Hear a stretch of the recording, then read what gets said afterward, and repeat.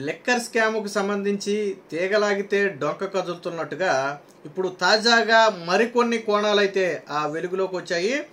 ఇప్పటివరకు మనం చెప్పుకున్నాం లిక్కర్ స్కామ్‌ని పలు రకాల లిక్కర్ స్కామ్‌లో వచ్చినటువంటి సొమ్మును పలు రకాలుగా ఉపయోగించడం జరిగింది. కొంత ఆస్తులు కొనుగోలు చేశారు, కొంత విదేశాల్లో పెట్టుబడులు అంటే కొన్ని కంపెనీల్లో పెట్టుబడులుగా పెట్టారు, కొంతేమో నల్లధనాన్ని ఇతర మార్గాల ద్వారా తెల్లధనంగా మార్చే ప్రయత్నం చేశారు. మెజారిటీ సొమ్మునేమో మొన్న ఎన్నికల్లో ఖర్చు పెట్టారు. సో దీనికి సంబంధించి నిన్న ఏసీబీ కోర్టులో 3వ ఛార్జ్ షీట్ని అయితే స్పెషల్ ఇన్వెస్టిగేషన్ టీము సిట్ అయితే వేయటం జరిగింది. ఇందులో చెవిరెడ్డి భాస్కర్ రెడ్డి చేసినటువంటి ఏదైతే ఈ స్కామ్కు సంబంధించిన అంశాలు ఉన్నాయో వాటిని పోసగుచ్చినట్లుగా వివరిస్తూ 3వ ఛార్జ్ షీట్లు అయితే పేర్కొన్నారు. ప్రధానంగా ఈ సొమ్ముని ఎన్నికలలో ఉపయోగించారు, ఈ మొత్తాన్ని కూడా కీలకంగా చెవిరెడ్డి భాస్కర్ రెడ్డి ద్వారానే మొత్తాన్ని కూడా తరలించారు అనేది నిన్న సిట్ చేసినటువంటి ప్రధాన ఆరోపణ. సో దీనికి సంబంధించి వచ్చిన వార్త ఏంటంటే అధికారం కోసం అడ్డగోలు సొమ్ము, మద్యం ముడుపుల్లో అధిక భాగం ఓట్ల కొనుగోలుకే, చెవిరెడ్డి ద్వారానే వైసీపీ అభ్యర్థులకు నిధుల పంపిణీ. సో ఏదైతే 175 నియోజకవర్గాల్లో వైసీపీ అభ్యర్థులుగా పోటీ చేస్తున్నారో వాళ్ళు ఎన్నికల్లో డబ్బులు పంచడం కోసం ఈ లిక్కర్ స్కామ్లోని కొంత సొమ్మును తీసి ఆయా నియోజకవర్గాలకు చెవిరెడ్డి భాస్కర్ రెడ్డి ద్వారా సరఫరా చేశారు. గతంలో ఎన్నికల సమయంలో దొరికినటువంటి 8 కోట్లు కూడా దీనికి సంబంధించింది అనేది ప్రధాన ఆరోపణ. అదంతా వేరే కథ అనుకోండి.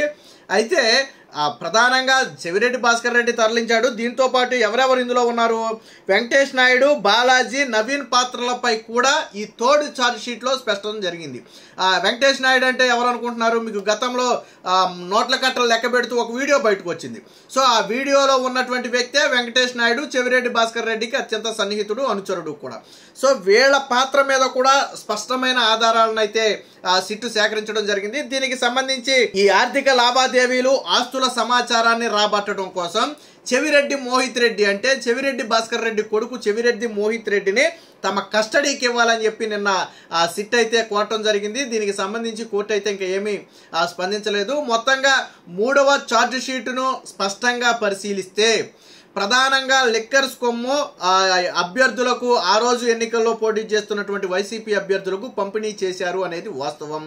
రెండోది, ఆ నిధులు మొత్తం కూడా చెవిరెడ్డి భాస్కర్ రెడ్డి చేతుల మీదుగా పంపిణీ చేశారు అనేది కూడా వాస్తవం. లిక్కర్ స్కామ్ సొమ్ములు ఆ అభ్యర్థులకు వెళ్ళింది అనటానికి సిట్టు సేకరించినటువంటి ఆధారాలు కావచ్చు, ఛార్జ్ షీట్లో మెన్షన్ చేసినటువంటి వివరాలు కావచ్చు, ఇవన్నీ కూడా కేసుకు బలాన్ని ఇచ్చే అంశం. ఏదో మొన్న కొద్ది రోజుల క్రితం చెవిరెడ్డి భాస్కర్ రెడ్డిని ఏదో కోర్టుకు హాజరుపరిచి తీసుకెళ్లేటప్పుడు ఎప్పుడో ఏదో మాట మాట్లాడాడు, సత్యం గెలుస్తుంది, న్యాయం గెలుస్తుంది, నాకు అసలు ఏ పాపం తెలియదు, నన్ను రాజకీయ కోణంతో నన్ను ఇరికించారని చెప్తున్నారు. రాజకీయ కోణంతో అయితే నిన్ను ఇరికించడం ఎందుకే, జగన్మోహన్ రెడ్డిని ఇరికిస్తే సరిపోయేది. అంటే ఈ మొత్తం లిక్కర్ స్కామ్లో ఈ నిధుల చేతులు మారటం అనేది చెవిరెడ్డి భాస్కర్ రెడ్డి చేతుల మీదుగా జరిగింది. ఇందులో ఎటువంటి సందేహం అయితే లేదు. దీనికి సంబంధించి వార్త అయితే వచ్చింది. సో మొత్తంగా ఎంత సొమ్ము మార్చారు అనే దాని మీద కూడా కొంత వివరణ అయితే సిట్టు ఇచ్చే ప్రయత్నం చేసింది. మద్యం సొత్తుతో వైకాపా ఎన్నికల ఖర్చు, పార్టీ అభ్యర్థులకు 200 నుంచి 250 కోట్ల వరకు పంపిన చెవిరెడ్డి భాస్కర్ రెడ్డి, హైదరాబాద్ తాడేపల్లి డెన్ల నుంచి నియోజకవర్గాలకు తరలింపు. ప్రధానంగా వైసీపీకి 5 నుంచి 6 డెన్లు ఉన్నట్టుగా మనం గతంలో మాట్లాడుకున్నాం. 5 డెన్లు కూడా పోలీసులు, సిట్ అధికారులు సోదాలు కూడా చేశారు. అయితే ఇందులో హైదరాబాద్ ఒక డెన్ను, తాడేపల్లి జగన్మోహన్ రెడ్డి ఇంటి దగ్గరగా ఉన్నటువంటి ఒక డెన్ను, ఈ 2 డెన్ల నుంచి కూడా నిధులను అయితే సరఫరా చేశారు. ఆ రోజు అక్కడ కూడా జగన్మోహన్ రెడ్డికి గతంలో కూడా ఎటువంటి ఇబ్బంది లేకపోవడంతో 2 రాష్ట్రాల్లో కూడా కార్యకలాపాలు చాలా సజావుగా నిర్వహించాడు. ఎందుకంటే అంతకుముందు బీఆర్ఎస్ ప్రభుత్వం ఉన్నప్పుడు ఈ లిక్కర్ స్కామ్ సొమ్ములు దోచుకోవడానికి కావచ్చు, ఇంకోటి కావచ్చు, జగన్మోహన్ రెడ్డికి పూర్తి స్వేచ్ఛ లభించింది. ఎందుకంటే కేసీఆర్, జగన్మోహన్ రెడ్డి జిగిడి దోస్తులు, ఇది మనందరికీ తెలిసిన విషయమే. సో మిగతా సొత్తుతో భారీగా ఆస్తులు, భూములు కొనుగోలు, 2వ అనుబంధ అభియోగ పత్రంలో సిట్ వెల్లడి. చెవిరెడ్డి, వెంకటేష్ నాయుడు సహా 4 పాత్రపై స్పష్టమైన అభియోగాలని చెప్పి ఒక వార్త అయితే రావడం జరిగింది. ఇందులో ఇంకో కొసమేర్పు ఏంటంటే సజ్జల భార్గవ రెడ్డితో కూడా ఓ కంపెనీ భాగస్వామ్యం, బీమ్ స్పేసెస్ ఎల్ఎల్పి పేరిట 2021 డిసెంబర్లో ఒక కంపెనీని ఏర్పాటు చేశారు. ఈ కంపెనీకి చెవిరెడ్డి మోహిత్ రెడ్డితో పాటు వైకాపా సామాజిక మాధ్యమ విభాగం అప్పటి ఇన్ఛార్జ్ సజ్జల భార్గవ రెడ్డి, విదేశాలకు పారిపోయిన చంద్రప్రతి ప్రద్యుమ్న డైరెక్టర్లుగా ఉన్నారు. ఈ కంపెనీ అనుమానాస్పద లావాదేవీలపై దర్యాప్తు చేస్తున్నాం.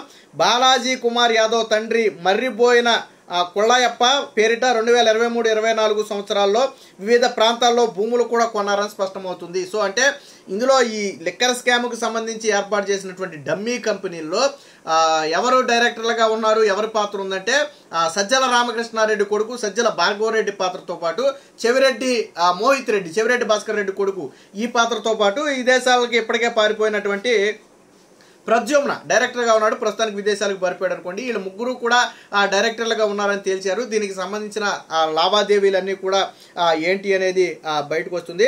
సో 12 డొల్ల కంపెనీలు పెట్టి 2019లో వైసీపీ అధికారం చేపట్టిన తర్వాత చెవిరెడ్డి భాస్కర్ రెడ్డి తన భార్య చెవిరెడ్డి లక్ష్మీకాంతమ్మ, కుమారుడు మోహిత్ రెడ్డి, హర్షిత్ రెడ్డి, ఇతర కుటుంబ సభ్యుల పేరిట 12 కంపెనీలు ఏర్పాటు చేశారు. కళ్యాణ వెంకటేశ్వర స్వామి ఇన్ఫ్రా, సిఎంఆర్ ఇన్ఫ్రా పేరిట పలు సంస్థలు ఏర్పాటు చేశారు. సో వాటి మార్కెట్ విలువతో పోలిస్తే, అలాగే పెద్ద ఎత్తున స్థిరాస్తులు, వ్యవసాయ భూములు, ప్లాట్లు కొన్నారు. వాటి మార్కెట్ విలువతో పోలిస్తే రిజిస్ట్రేషన్ విలువ చాలా తక్కువ.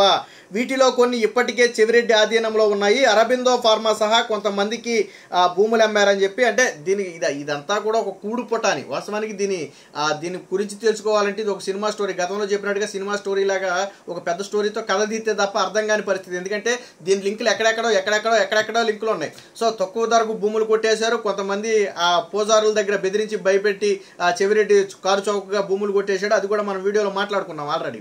సో ఇలా 1 కాదు 2 కాదు, మొత్తంగా 12 డొల్లా కంపెనీలను పెట్టి ఈ డబ్బు మొత్తాన్ని, లిక్కర్ స్కామ్లో వచ్చినటువంటి డబ్బు మొత్తాన్ని కూడా నల్లధనాన్ని తెల్లధనంగా మార్చే ప్రయత్నం చేశారు. ఇందులో మెజారిటీ భాగాన్ని 2024 ఎన్నికల్లో వైసీపీ అభ్యర్థుల గెలుపు కోసం ఖర్చు పెట్టారు అనేది బహిరంగ సత్యం. దీనికి సంబంధించి సిట్ స్పష్టమైన ఆధారాలు సేకరించింది. అంటే చెవిరెడ్డి భాస్కర్ రెడ్డి మెడకు ఉచ్చు అనేది చాలా బలంగా బిగుసుకుపోతుంది. ఎటు చూసినా చెవిరెడ్డి భాస్కర్ రెడ్డికి సంబంధించిన స్పష్టమైన ఆధారాలు తన కొడుకు పేరట ఉన్నటువంటి డమ్మీ కంపెనీలు కావచ్చు, లేదా ఇతర కంపెనీలు కావచ్చు. ఆల్రెడీ మనం మాట్లాడుకున్నాం. చెవిరెడ్డి ఏర్పాటు చేసిన కంపెనీలన్నీ కూడా బయటికి తీస్తే అక్కడ పేపర్ మీద ఉంటమే తప్ప ఎక్కడా కూడా దాని డీటెయిల్స్ ఎక్కడా లేవు. అంటే ఎక్కడా కూడా దాని ఆధారాలు కనపడవు. అక్కడ ఒక అడ్రస్కి వెళ్ళి చూస్తే అక్కడ అడ్రస్ ఉండదు, అక్కడ ఎవరు ఉండరు, కేవలం పేపర్ మీద మాత్రమే ఉంటాయి అడ్రస్లన్నీ. అంటే డమ్మీ కంపెనీలు ఎందుకు సృష్టించారు అంటే నిధులు ట్రాన్స్ఫర్ చేయడానికి. ఒక కంపెనీ పేరు మీద ఎక్కువ ట్రాన్స్ఫర్ చేస్తే ఇన్కమ్ ట్యాక్స్ ఇంకోటి రకరకాల ప్రాబ్లమ్స్ ఉంటాయి. కాబట్టి ఈ లిక్కర్ స్కామ్ అనేది ఎక్కువ మొత్తంలో ఉంది కాబట్టి ఒక కంపెనీ అలా పెంచుకుంటూ పోతే చివరికి 12 డమ్మీ కంపెనీలను సృష్టించాల్సిన పరిస్థితి అయితే ఏర్పడింది. దీనికి సంబంధించిన డైరెక్టర్లందరూ కూడా ఎవరు, చెవిరెడ్డి భాస్కర్ రెడ్డి డ్రైవర్లే డైరెక్టర్లుగా ఉన్నారు, ఆయన బంధువులే బినామీలుగా ఉన్నారు. సో అంటే మొత్తం చెవిరెడ్డి భాస్కర్ రెడ్డి అనుచరుడు, బంధువులు, మిత్రులు, డ్రైవర్లు, ఇంట్లో పనిచేసేవాళ్ళు, వీళ్లతోనే ఈ కంపెనీలు ఏర్పాటు చేసి వాళ్ళనే అందులో డైరెక్టర్లుగా పెట్టి వాళ్ళ ఫోన్ నెంబర్లే అందులో పెట్టారు. బట్ ఆ ఫోన్లన్నీ కూడా స్విచ్ ఆఫ్లో ఉన్నాయి. అందులో ఇచ్చిన ఏ ఒక్క నెంబర్ కూడా ప్రస్తుతానికి పనిచేయట్లేదు. వీళ్ళందరినీ ఐడెంటిఫై చేయడం కోసం సిట్ సపరేట్గా ఇన్వెస్టిగేషన్ కూడా చేస్తుంది. ఇందులో ఎవరైతే చెవిరెడ్డి డ్రైవర్ ఉన్నాడో ఆ వ్యక్తి ఒక్కడు మాత్రమే దొరికాడు. అతను అరెస్ట్ అయ్యి జైల్లో ఉన్నాడు. మిగిలిన వాళ్ళందరూ కూడా పరారీలో ఉన్నారు. అంటే లిక్కర్ స్కాములో మొత్తంగా చెవిరెడ్డి భాస్కర్ రెడ్డి మెడకైతే బలంగా ఉచ్చు బిగుస్తుంది. మరి చెవిరెడ్డి భాస్కర్ రెడ్డి నోరు విప్పితే ఎవరి పేర్లు బయటకు వస్తాయి అనేది ఇప్పుడు ఆతృతగా అందరూ కూడా ఎదురు చూస్తున్నటువంటి అంశం.